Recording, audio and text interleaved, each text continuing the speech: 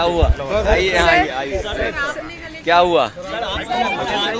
आपने आरोप लगा है कि मस्जिद के अंदर मीटिंग किए हैं समाजवादी पार्टी का, इसको लेकर बीजेपी विरोध कर रही है कि मस्जिद को समाजवादी पार्टी का ऑफिस आपने बनाया है। फिर बोलो सर, आपने जो कल पार्लियामेंट बॉक्स में मीटिंग करी उसको लेकर बीजेपी कह रही है ये पॉलिटिकल पार्टी का ऑफिस आपने बना दिया है, जो रिलीजियस इंस्टीट्यूशन है, और वो भी कह रहे हैं प्रोटेस्ट में वो भी जाएंगे आज।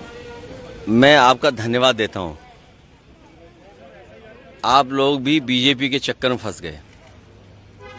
मैं आपसे, क्योंकि ये धार्मिक लोग हैं जो मेरे बगल में खड़े हैं, मुझे नहीं पता था कि आप लोग मिल लेंगे, मुझे मुलाकात हो जाएगी आपसे और एक ऐसा सवाल आएगा। मैं केवल इतना जानता हूं कि आस्था जोड़ती है।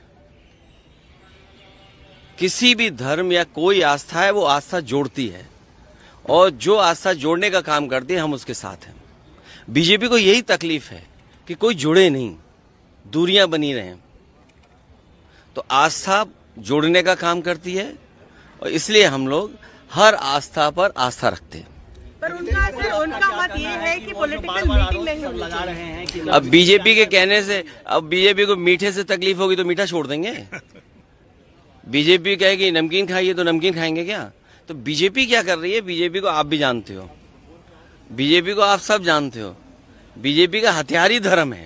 सर, उनका अल्पसंख्यक मोर्चा जो है वो इस पर बीजेपी का कह रहे हैं आज वो भी जाएंगे, वो भी चाहते हैं मीटिंग करें। उनके पास ये भी संगठन है। अभी तक तो हमें ये पता लगा कि वो अंडरग्राउंड काम करते हैं, लेकिन अब इनका ऐसा भी संगठन है। ये अंडरग्राउंड संगठन तो नहीं है उनका। सर, पर पसमंदा की बात तो प्रधानमंत्री ने करी थी जब उन्होंने कहा कि पसमंदा समाज को भी ध्यान देना चाहिए, तो बीजेपी ने पूरा समाजवादी पार्टी, नेताजी और पिछली सरकारों में जो जो काम हुए थे, खासकर पसमंदा समाज, बुनकर समाज के सब काम रोक दिए। अब एक काम कर दें बीजेपी के लोग, अगर इतना उनके अंदर है पसमंदा समाज के लिए, कि जो नेताजी ने कभी और समाजवादी पार्टी ने बिजली फ्री की थी, वो बिजली फ्री कर दें।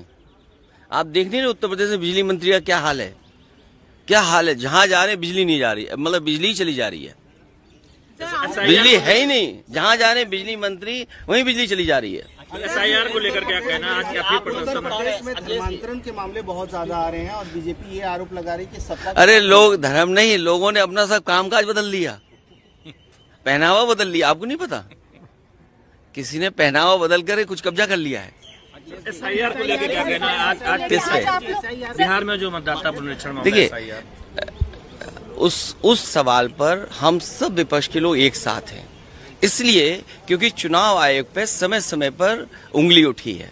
और उत्तर प्रदेश के चुनाव को लेकर के मैंने कई बार आपसे बोला है कि उपचुनाव देख लीजिए कि किस तरह बेईमानी की। इलेक्शन कमीशन की जिम्मेदारी ये बनती है कि ज्यादा वोट डालने आए लोग, किसी का वोट बनना ना छूटे, लेकिन इधर दूसरी एक्सरसाइज कर रहे हैं कि वोट कैसे काटे जाए। अभी तक तो आप ही हमें मुद्दा दे रहे हो। वाइस प्रेसिडेंट के बारे में आपने कहा है कि जगदीप धनखड़ से इस्तीफा लिया गया, फोर्स नहीं, मैंने नहीं कहा ये, मैंने ये कुछ नहीं कहा, ऐसा नहीं कुछ कहा। लेकिन ऑपोजिशन के तमाम लोग हैं यही कहा है कि जबरदस्ती इस्तीफा लिया गया। मुझे खुद जानकारी नहीं है कि क्यों ऐसा हुआ, लेकिन ये बताया गया कि स्वास्थ्य अच्छा नहीं है। लेकिन भारतीय जनता पार्टी के लिए कोई स्वास्थ्य देखने नहीं जा रहे हैं कि आखिर स्वास्थ्य उनका ठीक है कि नहीं है। सर,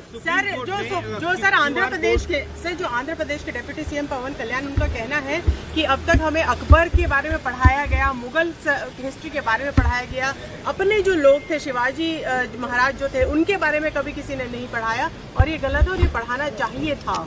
अच्छा ठीक है, ये पार्लियामेंट अच्छा लग रहा है, ये खराब लग रहा है।